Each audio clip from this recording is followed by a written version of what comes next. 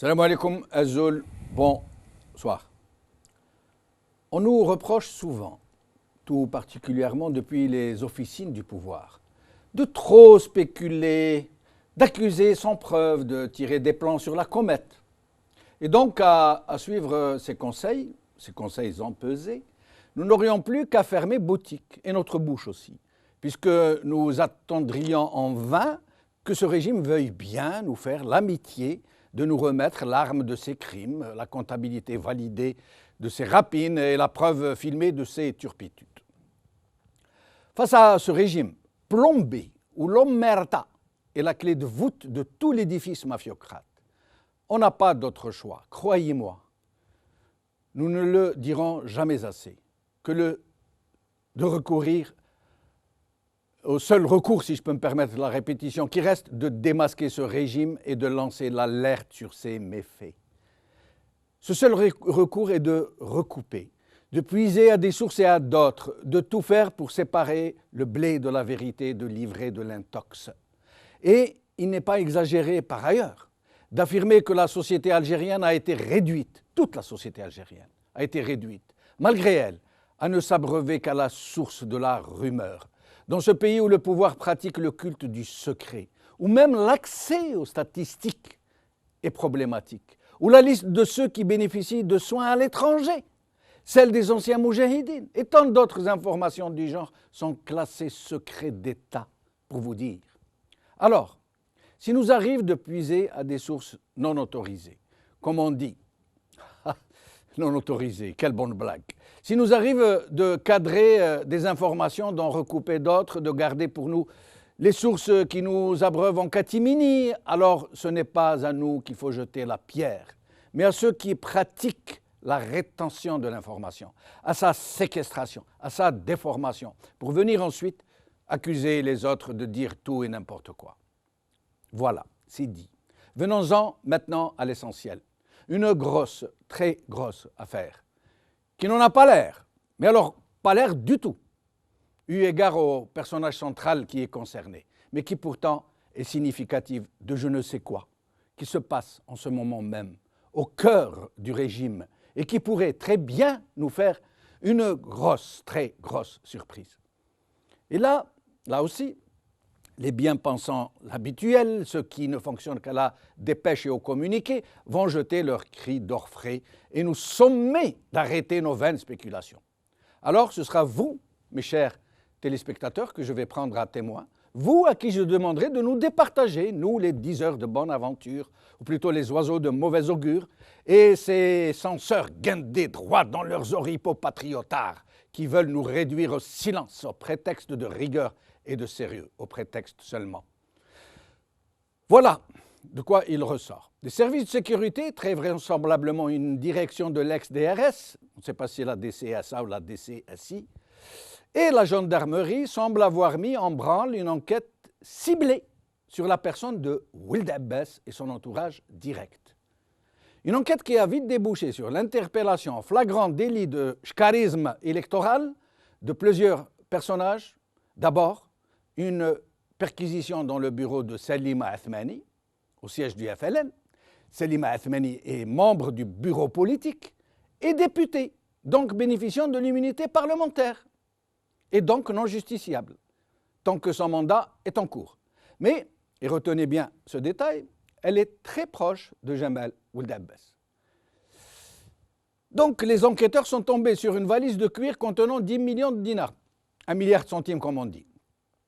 Celui qui lui aurait remis la somme est lui-même un député sortant, un député de Constantine, qui voulait rempiler à un autre mandat tellement c'était juteux. Et lui aussi jouit de l'immunité parlementaire, mais il aurait accepté de témoigner entre guillemets bien sûr. Comment l'a-t-on convaincu de témoigner? Allah et les services de sécurité ya'almou. Dans la même nuit, la gendarmerie perquisitionne, dites-moi où s'il vous plaît, dans la résidence de Jamal Ould Abbas, au cœur du club des Pins, l'antre du régime où réside la majorité des barons et baronnies du même régime. La personne visée n'est pas Jamal Ould Abbas, mais son fils, Wafi Ould Abbas. Et Signalons au passage que le dit fils du dit Jamal Ould Abbas se conduit au siège du FLN de Hydra comme s'il était dans une entreprise familiale. Il y possède un bureau et toutes ses aises et participe activement à des prises de décision, notamment en matière d'élection, où il semble avoir la haute main.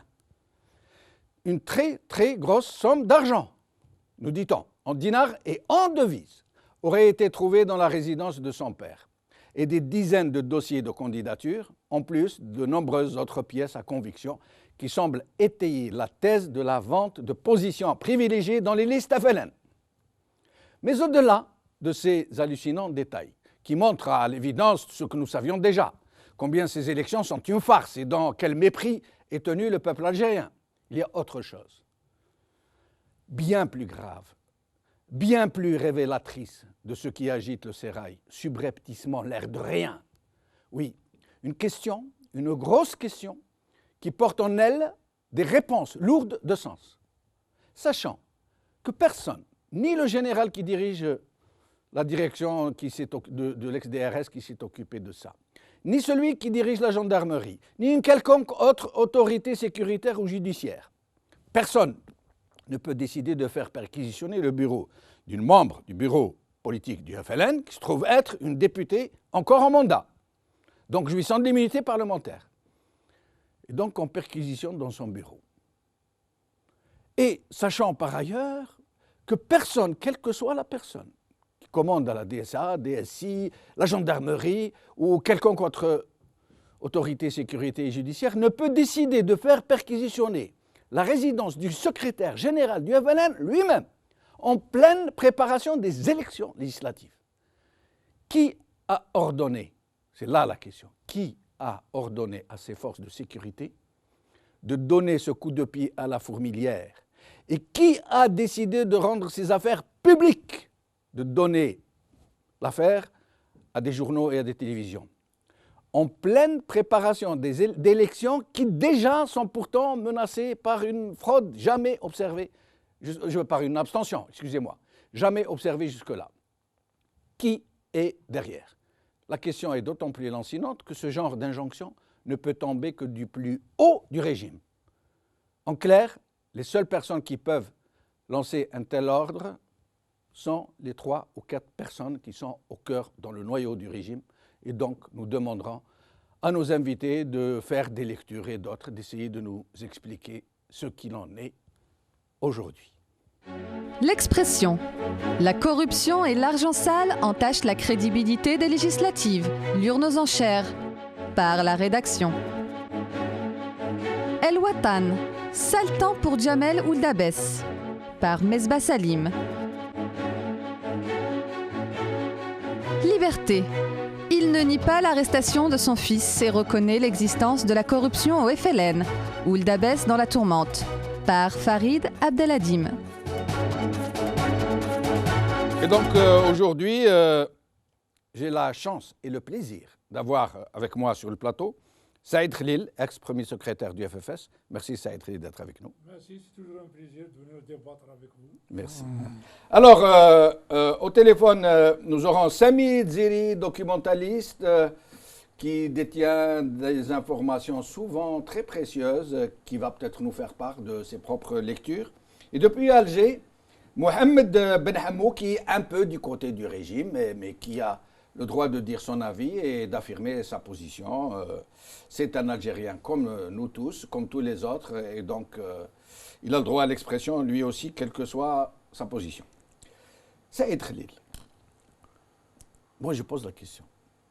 Qui, selon vous, a ordonné de faire perquisitionner le bureau de cette dame, qui est députée et membre du bureau politique, en plein siège du FLN à Hydra? Et qui a ordonné, en pleine nuit, de faire perquisitionner le domicile de Jamal Ould Abbas, qui ne détient pas l'immunité parlementaire, mais qui est un pivot du principal relais du régime, en pleines élections. C'est-à-dire quelqu'un aurait décidé de saboter ces élections, d'inciter définitivement les Algériens à ne pas voter, il n'aurait pas fait autrement. Ben, tout de suite là, les premières idées ou les premières analyses qui nous viennent, d'abord remettre ces élections dans leur contexte. comme on en parlait vendredi dernier, on est dans une représentation virtuelle. Le FLN, ce n'est que le FLN. Oui.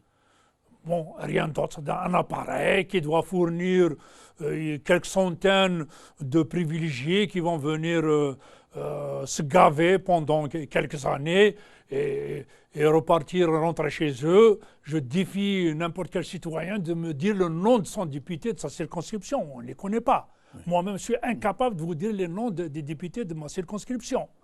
Donc, leur rôle est connu.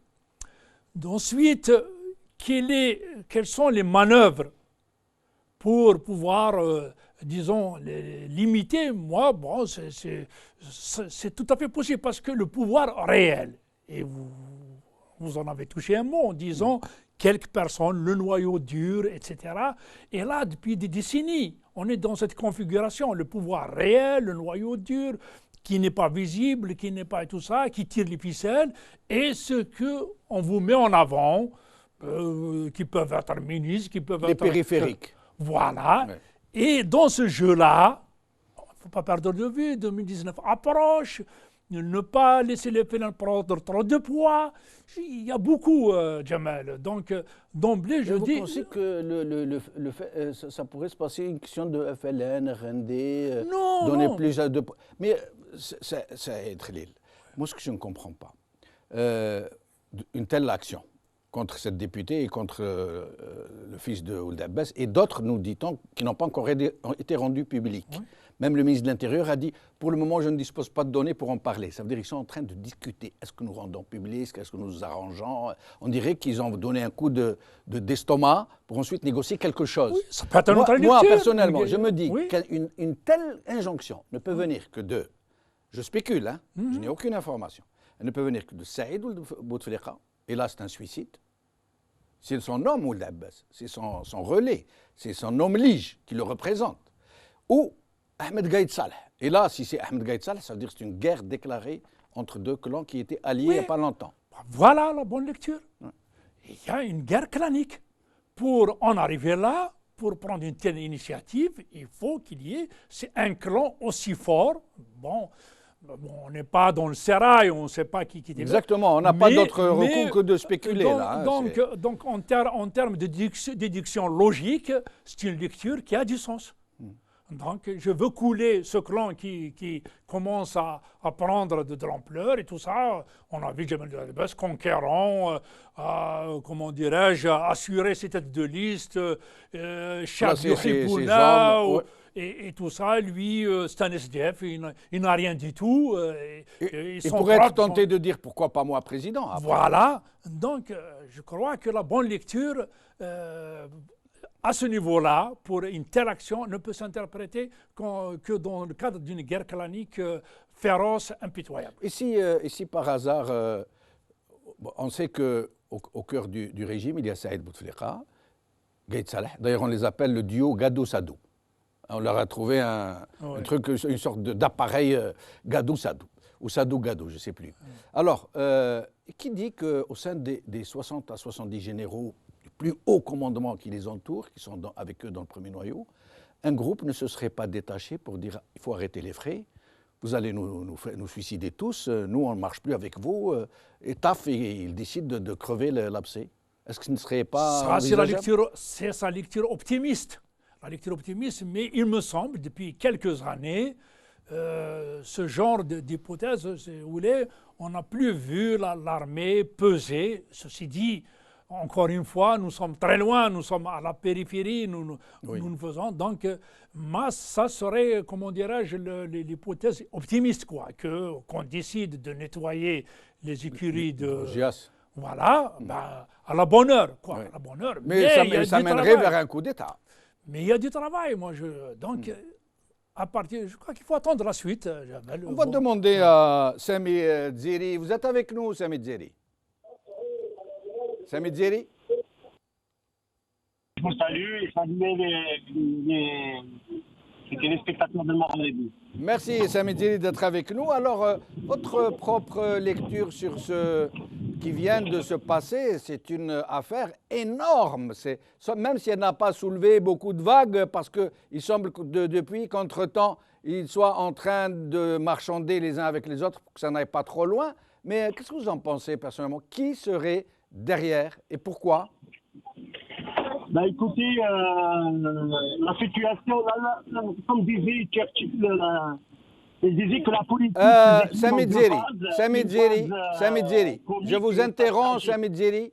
On ne vous entend pas bien. Nous allons essayer de vous rappeler sur votre fixe. Je vous reprends dans... ou alors mettez-vous dans un endroit où on peut vous capter mieux. Je vous rappelle dans 5 minutes. Mohamed Ben Hammou, vous êtes avec nous? Oui, M. Jamal. Merci d'être avec nous, d'avoir accepté notre invitation, M. Ben Hammou. Oui. Alors, Mohamed Ben Hammou, d'après vous, quelle est votre lecture sur la perquisition au FLN, l'interpellation de cette députée avec une forte somme d'argent, l'interpellation du fils de Ould Abbas avec beaucoup d'argent, des scandales, des dossiers, des affaires, et toute cette rumeur qui parle de corruption et de charisme généralisé? Oui. Alors, d'abord, bonjour à tout le monde. Bonjour. Et puis, j'ai suivi donc votre analyse. Alors, ce qui me plaît dans votre analyse, c'est que vous avez grossi la chose. On dirait que le monde s'est arrêté, que Ould Abbas est devenu, son fils sont devenus l'ennemi numéro 1 du pays. Mais écoutez, moi je pense qu'il faudrait peut-être aborder cette affaire d'une autre manière. Pourquoi blâmer Ould Abbas ou blâmer son fils? Est-ce qu'il n'est pas plus intelligent de dire au peuple algérien que si de telles pratiques sont là, c'est parce que malheureusement, si cette pratique, c'est-à-dire si cette affaire tient la route, parce que, excusez-moi, moi je suis avocat et je ne voudrais pas m'avancer trop sur les rumeurs, parce que ce que vous avez avancé, c'est ce que nous avons entendu nous aussi. Mais c'est la rue qui parle. C'est pas la rue, Monsieur Ben Hammou, c'est pas la rue, c'est la presse, c'est la presse qui en parle. Oui, la presse, les médias libres, la rue. Mais écoutez-moi, est-ce qu'il n'est pas plus intelligent de dire que l'Algérie maintenant elle a des institutions, elle a le pouvoir judiciaire, elle a la justice, elle a, comment vous l'avez appelé, le DRS, elle a la police, elle a la gendarmerie, c'est des enquêteurs. Et finalité des choses, c'est la justice qui décide. Est-ce qu'il n'est pas plus intelligent de dire laissons la justice faire son travail, comme on le fait en France avec Fillon, qui est poursuivi, qui a été mis en examen hier par exemple, et la vie continue, c'est pas la fin du monde. Maintenant, ce que je voudrais dire, est-ce qu'il n'est pas plus intelligent de dire que ces gens-là qui ont apporté l'argent, si telle affaire existe, c'est ces gens-là qu'il faut blâmer. Moi, je lance un grand appel au peuple algérien et je leur dis, malheureusement, des cadres, des jeunes, des moins jeunes, des âgés, qui veulent être dans les lits du FLN et qui viennent avec des sommes d'argent. Non, mais Mohamed Ben Hammou, excusez-moi de vous interrompre. Moi, ce que j'aimerais que vous nous expliquiez, c'est expliquez-nous qui a donné l'injonction, qui a lancé l'injonction de perquisitionner dans le domicile, dans la résidence de Ould Abbas. C'est à ce niveau-là que se pose la question. Ce n'est pas une question de morale. Monsieur Jamal, oui. Ce que vous dites là maintenant, c'est ce qu'on a entendu, nous aussi, dans la rue. Et vous savez, nous sommes en pleine élection législative. Vous savez, moi-même, j'ai des candidats, et à chaque jour, on vient me dire telle chose s'est passée à Élisée, telle chose s'est passée à Tamadrafet, telle chose s'est passée à Oran. Écoute, c'est des choses qui existent. L'argent sale, il est là. Mais moi, je vous dis en toute honnêteté, je ne blâme pas ni Ould Abbas, ni son fils, ni XY. Je blâme ces gens-là qui voulaient être sur la liste du FLN et qui viennent avec leur argent. C'est des licenciés, c'est des ingénieurs, c'est des cadres de l'État qui sont là et qui courent après le FLN. C'est pas la faute du FLN, c'est la faute à ces gens-là qui veulent, par exemple, être député en passant par le FLN. Vous ne répondez pas à la question, Mohamed Ben Hammou. Moi, je vous demande qui a donné l'instruction, qui a décidé de perquisitionner. Vous savez, il est âgé. Son fils, C'est tout à fait normal qu'il profite de la situation de son père. Mais moi, je vous dis, je le répète, je ne blâme pas Oudabès et son fils. Je blâme les gens, les personnes, femmes et hommes qui voulaient être sur le liste du FLN et qui veulent donner de l'argent. Attendez, Mohamed Ben Hamou. Mohamed Ben Hamou, excusez-moi. Excusez-moi, je veux vous poser une question, s'il vous plaît. Alors, vous êtes bien en train de nous dire que vous ne blâmez pas Ould Abbas et son fils pour avoir perçu de l'argent, de la corruption pour vendre des positions de liste, mais c'est les gens qui donnent de l'argent que vous blâmez. C'est ce que vous êtes en train de nous dire. Oui, oui. Bon, très bien. C'est ces gens-là qu'il faut peut-être sanctionner, qu'il faudrait indexer, qu'il montrer du doigt. Ces gens, il faut parler de ces gens-là. Parce que le jour que ces gens-là se réveillent, il n'y aurait pas de corruption. Et vous-même, est-ce que vous vendez les têtes de liste, Mohamed Ben Hamou? Alors écoutez, M. Jamel, oui. Je vous assure, et je le prends sur mon honneur de M. Ben Hamou, je vous assure que nous sommes un parti propre. C'est vrai qu'il y a des gens qui veulent donner de l'argent, mais M. Ben Hamou, le parti El Kalama, jamais, au grand jamais, on a pris un sou à quelqu'un, qui soit tête de liste ou le dernier de la liste. C'est comme ça qu'on est en train d'instaurer une politique saine et propre. Mais, excusez-moi, je reviens à dire, et je le dis au peuple algérien, blâmer ces gens dans toutes les wilayas qui reviennent avec de l'argent et qui, des fois, ils nous disent, on ne trouve même pas qui c'est qui pour prendre de l'argent. Donc, c'est ces gens-là qu'il faudrait qu'ils changent de mentalité. Il faudrait que la politique devienne saine. Il faudrait que la politique devienne une course sur des programmes. Restez avec nous, Mohamed Ben Hamou, restez avec nous. Vous avez vraiment une curieuse façon de voir les choses, mais c'est votre liberté. Sami Dziri, j'espère que la connexion est meilleure maintenant. Sami Dziri. Sami Dziri, est-ce que vous êtes avec nous? Sami Dziri. Est-ce que Sami Dziri est avec nous? Nous l'avons perdu, nous allons essayer de le retrouver dans un petit moment. Saïd Khalil. Bon, moi, Mohamed Ben Hamou, oui. Vous l'avez entendu. Je crois qu'il n'est même pas utile de commenter. C'est no comment, effectivement, c'est délirant. Délirant. Donc, justifier une corruption de ce niveau, de cette façon, c'est quand même avoir une idée d'un fonctionnement, d'une gouvernance, d'un État, je dirais, comment dire, très inquiétante. Pour lui, les seuls à blâmer sont ceux qui corrompent, ceux qui donnent de l'argent. En tout cas, nous, en tant que citoyens interpellés, qui avons des amis qui croupissent en prison, parce que, comme Kamel Din Fakhar, parce qu'il a des opinions, et qui comptent justement sur une évolution politique pour qu'il y ait une démocratie réelle et tout ça, on est infiniment loin du compte. On est infiniment loin du compte. Et nous avons retrouvé Sami Dziri. Sami Dziri. Sami Dziri. Il semble qu'il y ait un problème. Sami Dziri. Il semble qu'il y ait un problème. Sami Dziri, s'il vous plaît, est-ce que vous êtes avec nous?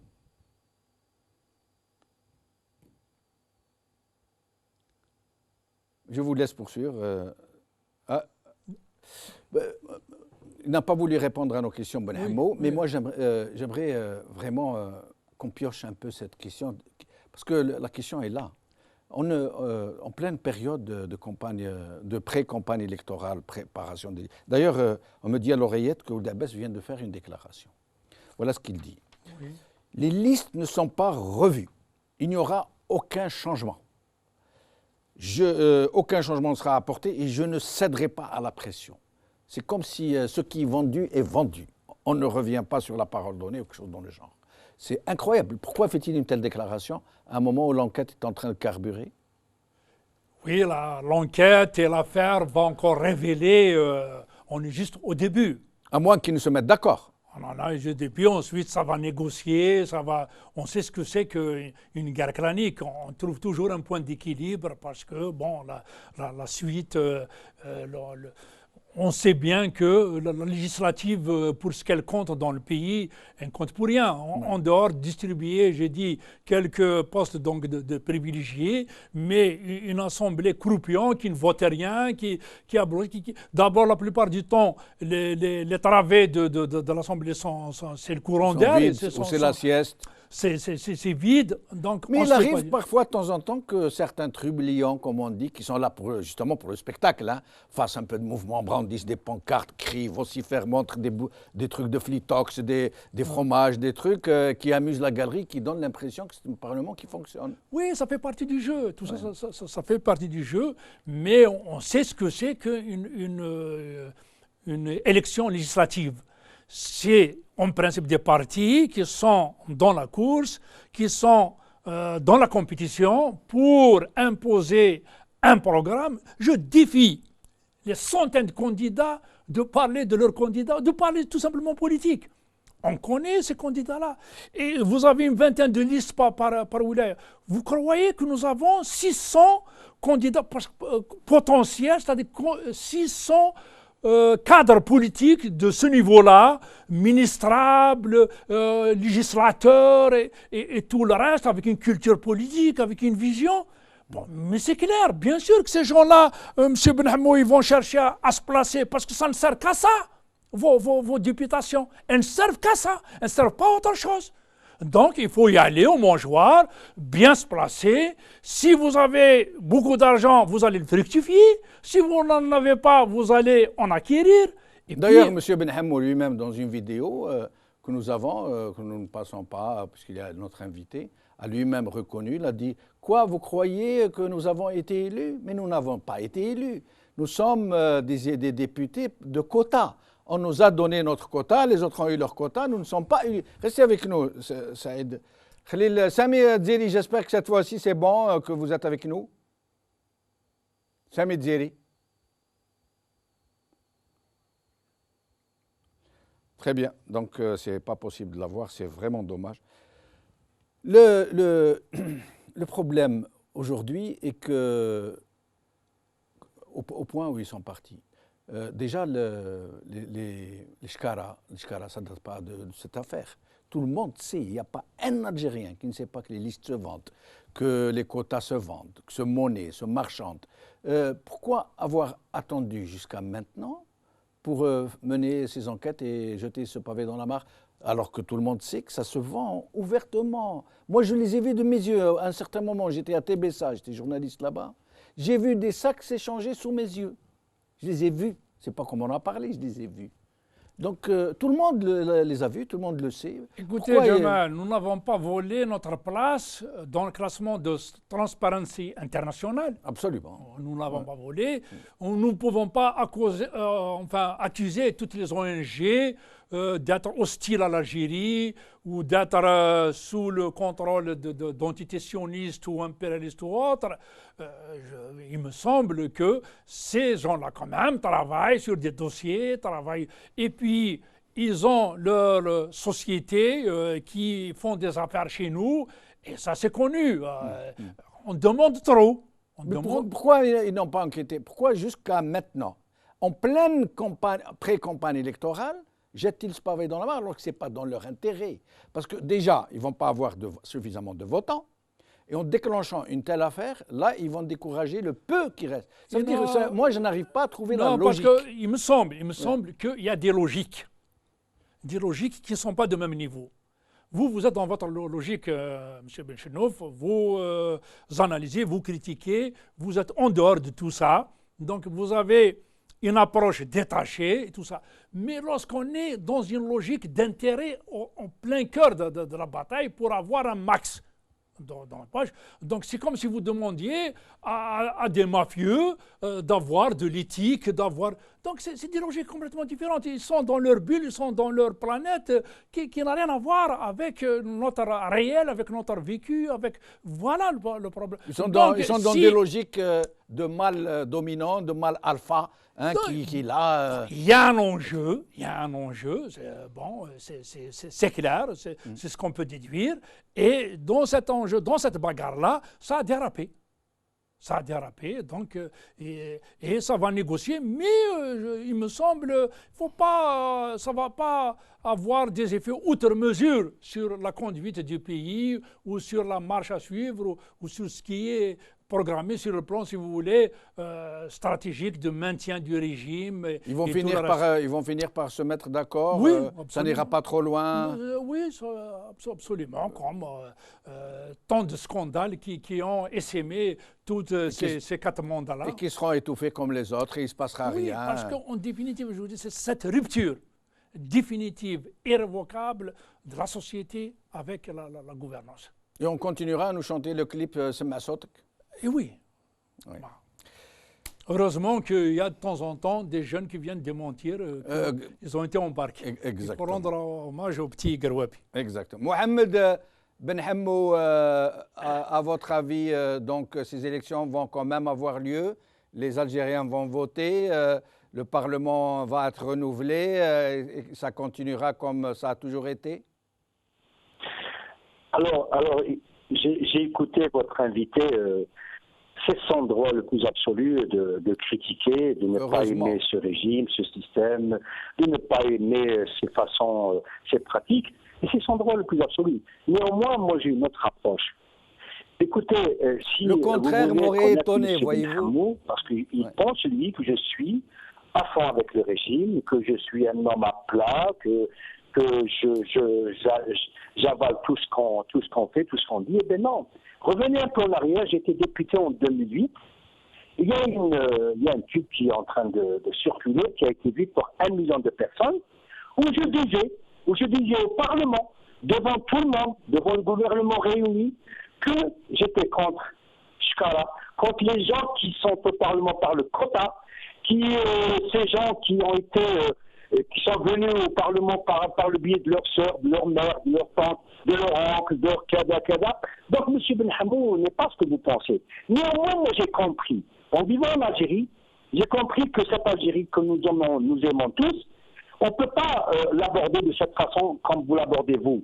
Parce que la guerre qui a été déclenchée contre l'Algérie par nos voisins, par les étrangers, par quelques personnes vivant en Algérie, nous a menés à la ruine, à 200 000 morts. Donc nous ne voulons pas revenir en arrière. Nous voulons construire ensemble, avec nos défauts.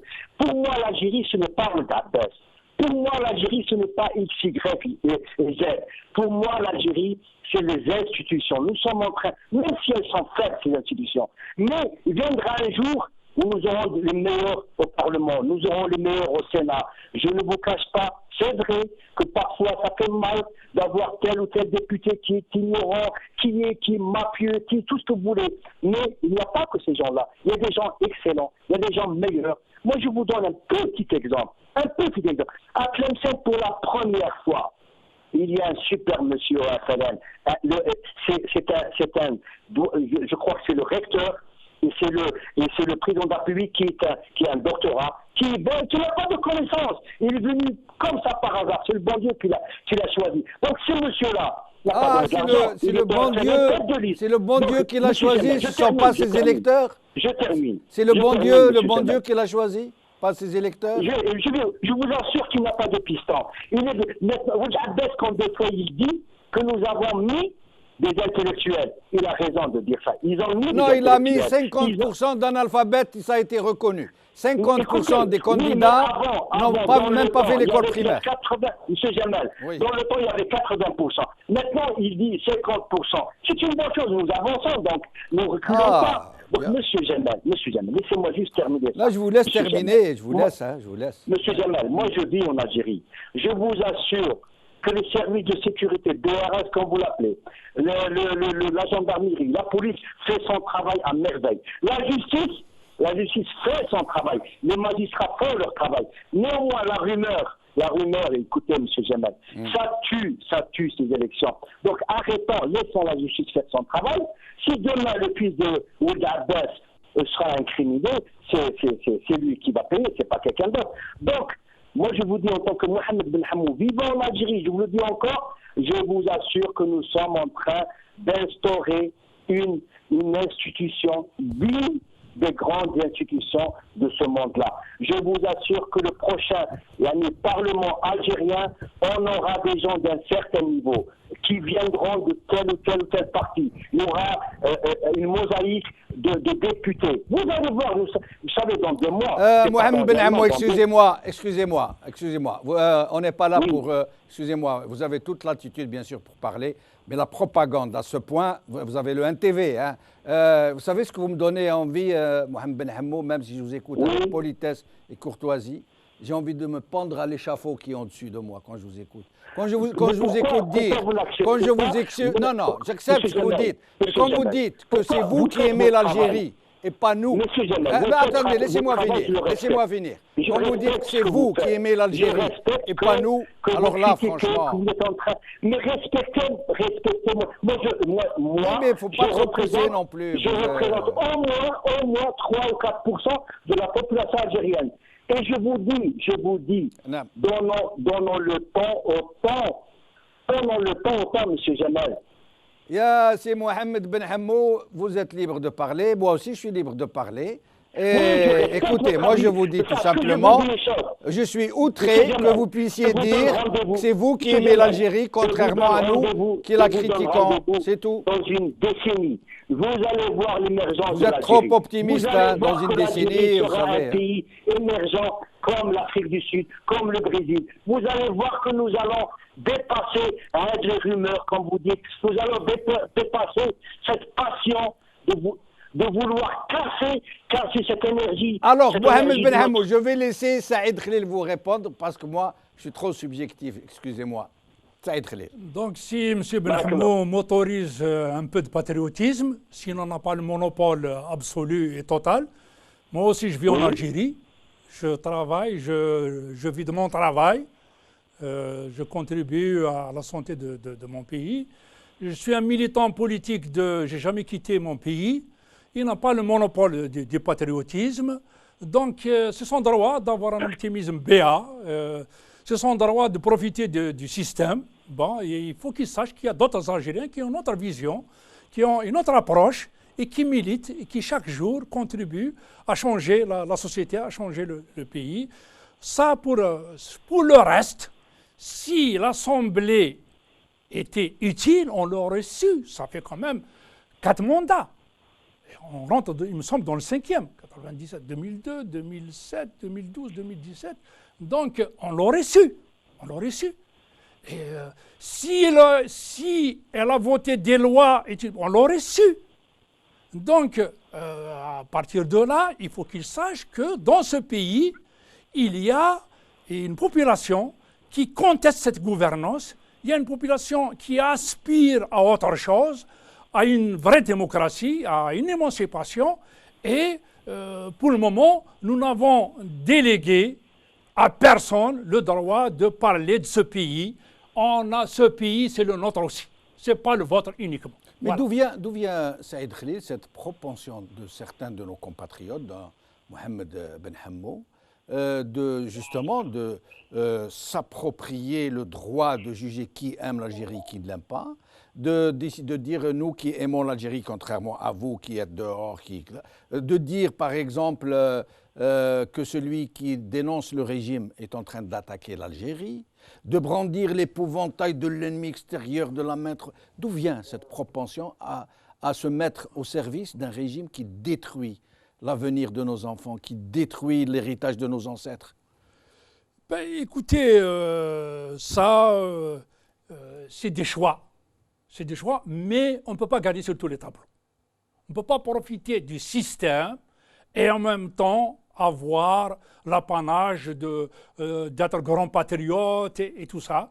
Donc ça, c'est là où la contradiction, si vous voulez, se bloque. Et ça, il faut que ces gens sachent que la population, les citoyens aussi, si on leur donnait la possibilité de s'exprimer, de le faire, si Maghrebia les jeunes, ils n'ont qu'à ouvrir un autre canal où la parole est libre, ils laissent les citoyens s'exprimer, ils laissent dire ce qui leur... Mais ils se suicideraient. Nous, on leur a proposé, on leur a dit, nous, on accepte, le Maghrebia accepte d'ouvrir un bureau à Alger, on vient, comme ça vous nous reprochez d'être à l'étranger, on accepte de venir à Alger, d'émettre depuis Alger. Mais on est libre d'investiguer, d'enquêter, de parler, de recevoir qui on veut. Ils ne veulent pas. Donc ils ne sont pas fous. Pour ouvrir un canal, une chaîne qui pourrait dire la vérité aux Algériens, c'est de la folie. Donc de toute façon, la réalité et la vérité, c'est un peu comme on dit chez nous, c'est comme l'huile. Vous avez beau l'enfoncer, elle remonte toujours. Elle ne se mélange jamais. Et donc, on donne un rendez-vous à M. Benhamou après l'élection législative. On verra son score et on verra la configuration générale de cette assemblée qui va nous sauver de la crise et qui va sauver le pays. Mohamed Benhamou, vous avez à peu près 2 minutes pour répondre et pour nous dire aussi, nous expliquer. Comment J'aimerais que vous nous disiez, vous pouvez répondre à Saïd Khalil, mais en même temps, la question que je voulais vous poser, c'est comment pouvez-vous concevoir qu'un Parlement puisse être représentatif de la nation quand il a été élu à moins de 30%. Vous et moi, nous savons qu'il a été élu à moins de 15%. Mais ça ne fait rien. On prend le chiffre officiel, on prend le chiffre de 34%. Comment pouvez-vous envisager qu'un Parlement qui dit représenter la nation ne soit élu que par 30% des électeurs? Expliquez-nous. Expliquez-nous. Monsieur Jamal, d'abord je dirais à votre invité qui était premier secrétaire du FFS, moi je lui dis en toute honnêteté, je respecte cette personne, mais je peux lui dire qu'est-ce qu'on a fait depuis maintenant 50 ans. Le FFS existe depuis 50 ans. Et alors, à quoi ça a mené cette politique de dénigrement, de critique atroce? Moi je crois qu'il faudrait peut-être changer de politique, c'est tout. Il faudrait peut-être changer de vision. Écoutez, et pour le Parlement qui a été élu, quand vous dites à 15%, vous savez, moi j'ai une vision. Moi je dis que nous sommes en train de construire. Et pour construire, il faut des décennies, Une démocratie à l'européenne, à l'américaine, ça ne vient pas en 10 ans, 20 ans. Il faudrait peut-être 50 ans, 100 ans.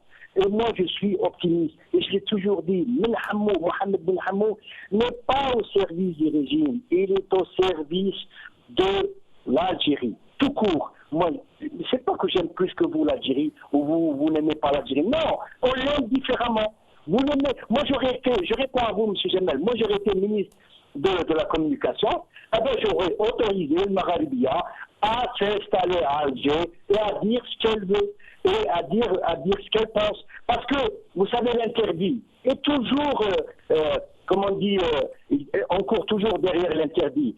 Vous, demain, si on vous laisse parler, quand vous dites librement et en Algérie, eh bien, vous n'aurez plus de pain sur la planche. Parce que vous savez, Nahar fait la même chose, le Khabar fait la même chose, l'Ouatan fait la même chose. Tous les jours, on dénigre, on critique. Est-ce qu'on a emprisonné des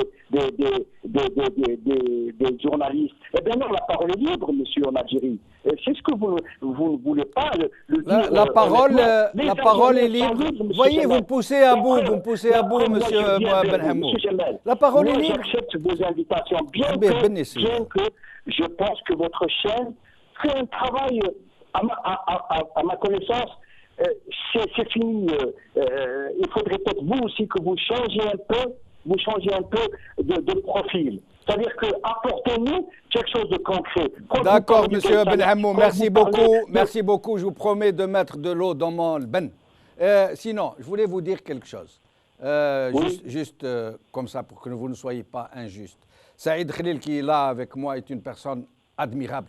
Il était premier secrétaire du FFS quand le FFS était le fer de lance des aspirations de gauche du peuple algérien. Merci beaucoup. Khalil. Saïd Khalil, vous pensez que ces élections vont aller au bout, vont pouvoir se tenir? Logiquement, normalement, parce que... Moi, quelque chose me dit, quelque chose qui dans l'air, là. Non, logiquement, parce que c'est un canevas arrêté, programmé, donc tout ce qui peut toucher le régime, quoi, sa pérennité, tout ça, on n'y touche pas. Donc, logiquement, maintenant, est-ce qu'il y a est-ce qu'il y a des choses qui se passent, qui nous échappent? Bon, parce qu'après tout, c'est très difficile de lire dans une espèce comment dirais-je, de marque de café. Marque de café, parce que il y a, à partir d'un certain niveau, il y a une telle opacité que donc nous autres, nous ne faisons que spéculer, que déduire, parce que il y a un niveau, un certain centre, si vous voulez, de mouvement, de prise de décision, de son décision, qui échappe aux citoyens lambda. Donc d'où vos interrogations, vos spéculations, etc. Mais si la participation, cette fois-ci, va en deçà de tout ce qui est déjà arrivé. C'est-à-dire, on sait déjà que l'abstention en Algérie est devenue une sorte de façon de s'exprimer, la résistance passive. Mais si cette fois-ci, ça atteint des proportions, ça veut dire qu'il n'y aura même pas 10% de participation. On a eu ce cas de figure, Jamal. En 2002, lorsque le mouvement citoyen avait appelé au boycott des législatives, y compris par les partis les plus représentatifs de la région à l'époque et tout ça, n'empêche, on a eu des députés en 2002. Ce qu'on a appelé à l'époque un élu, mais il y en a eu. Donc ça, je pense que ce n'est pas ça qui gêne. Mais le contexte n'est pas le même. Le contexte maintenant est très explosif, très volatile, avec des gens qui sont engouffrés au cœur du régime, qui ne s'entendent plus très bien les uns avec les autres, avec une conjoncture régionale qui n'est pas très bonne. Donc je ne sais pas, c'est très aléatoire. C'est-à-dire, pour gagner du temps, on a besoin de cette élection. Et là, elle arrive à terme, on a besoin de cette élection pour gagner du temps, pour voir venir, etc. On a besoin que les gens aillent voter?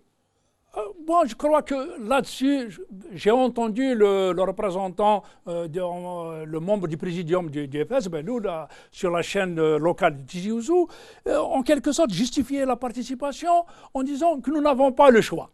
Ou vous participez, ou vous disparaissez. Parce que le problème est là aussi. Parce que demain, si vous n'allez pas aux élections, on vous dit que vous avez moins de 5%, ou vous n'avez pas été aux élections, vous n'avez pas d'élus, vous n'avez pas de représentation, donc vous êtes disqualifié définitivement. Donc il a justifié quelque part la participation, parce que...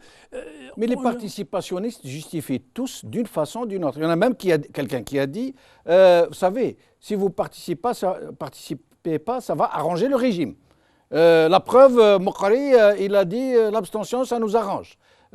Chacun explique à sa manière. En fait, derrière tout ça, ceux qui participent, je ne pense pas qu'ils participent pour les motifs qu'ils disent. Hein. De toute façon, le courage politique, c'est de dire si réellement vous avez tous exigé les partis de l'opposition, je mets pour certains les guillemets, vous avez exigé les conditions de transparence, de crédibilité, une commission indépendante de l'administration et tout ça. Voilà la revendication, je dirais, suprême, pour entamer un processus de transition démocratique. Moi, j'ai assisté à ces résultats, voilà.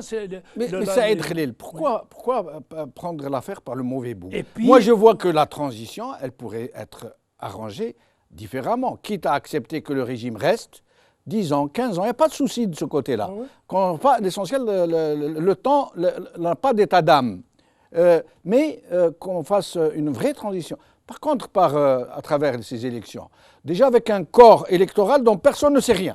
On ne sait même pas s'il y a des morts qui votent, s'il y a des doubles listes. D'ailleurs, le ministre de l'Intérieur l'a lui-même reconnu. Ils viennent d'évacuer, je crois, 400-500 000 morts qui étaient dedans.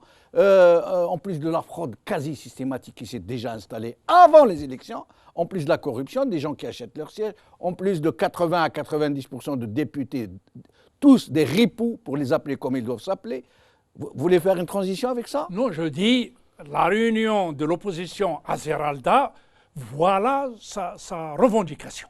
Oui. C'est d'aller vers un processus électoral, un processus de transition, et une des revendications majeures, c'est la commission de suivi des élections, transparente, indépendante, crédible et tout ce que vous voulez. Ce n'est pas une commission désignée par le ministère de l'Intérieur, puis un président de commission parachuté et des gens payés, grassement payés dans cette commission-là et qui vont tout signer du n'importe quoi, une chose et son contraire, et ficeler l'élection et l'envoyer. D'accord, là on est d'accord, mais là j'étais d'accord pour que les élections soient un pan de tout un ensemble. Mais je dirais, c'est-à-dire ces élections, ça aurait été une mesure du régime de bonne volonté d'aller vers la transformation, d'aller vers les réformes. Vous avez suivi quand même ce qui s'est passé après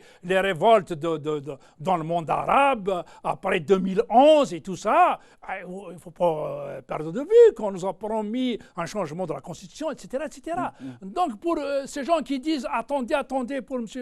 Mohamed, déjà nous avons suffisamment attendu. Déjà on est pratiquement dans le 4e âge, nous les jeunes de post-indépendance. Et qu'à regarder, il y a des pays qui ont entamé leur transformation. Nos voisins tunisiens ont fait quand même une assemblée légitimement élue, crédible, qui a voté une constitution. Oui. Et c'est pas impossible. Or, tout est dans la volonté politique. Pour le moment, elle n'y est pas. On a décidé de continuer d'aller droit dans le mur, libre à M. Ben Hamoud de rêver ou d'appeler tous ses voeux, comment dirais-je, un bonheur imaginaire, comme le dit le philosophe de l'optimisme Béat, mais nous faisons avec la réalité que nous vivons. Et là, on est très loin d'un processus. Et la réalité ne serait pas d'un vrai changement et d'une direction sensée et responsable, n'est pas, à mon humble avis, dans de telles élections, dans d'une telle farce, mais dans une vraie optique de vraie transition. Absolument. Or, ce n'est pas le cas. Ce n'est pas le cas. Donc, ce qu'on peut déduire, c'est que pour le moment, ils ont décidé de continuer cette fuite en avant, de gagner du temps. Combien ? Écoute, il y a quand même, dans l'histoire d'un pays, il y a un côté d'imprévisibilité, il y a un côté, comment dirais-je, qu'on ne peut pas prévoir, il y a des soubresauts, parce que l'histoire, ce n'est pas linéaire. Vous pouvez avoir des cassures, des ruptures, des volcans, je ne sais pas quoi. Dieu nous en garde, mais il me semble que je crains que les mêmes causes reproduisent les mêmes effets. Si on ne se décide pas de prendre le taureau par les cornes, de voir cette réalité en face et de la changer pour une meilleure évolution pour le pays, je crois qu'on n'est pas à l'abri de danger. Nous sommes arrivés à la fin de l'émission. Merci à Saïd Khlil, merci à Samid Zili que nous n'avons malheureusement pas pu joindre. Merci à Mohamed Ben Hamoud qui m'excuse d'avoir interrompu à plusieurs reprises la RALB et c'est difficile de lui résister. Il est irrésistible, tout simplement. Merci à vous, chers amis téléspectateurs.